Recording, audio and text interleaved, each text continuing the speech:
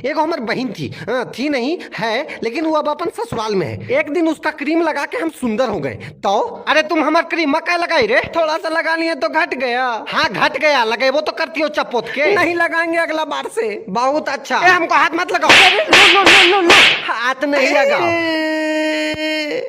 थोड़ा सा क्रीम चलते मारी तुम, अबरी लगाई तो मुंह में झोल देंगे तुम्हारा। तो ऐसी थी दीदी हमारी। फिर क्या हुआ? फिर एक दिन हम भी बदला ले लिए। अरे गद्दा वाला झोला, इस पे तो कूदने में मजा आएगा।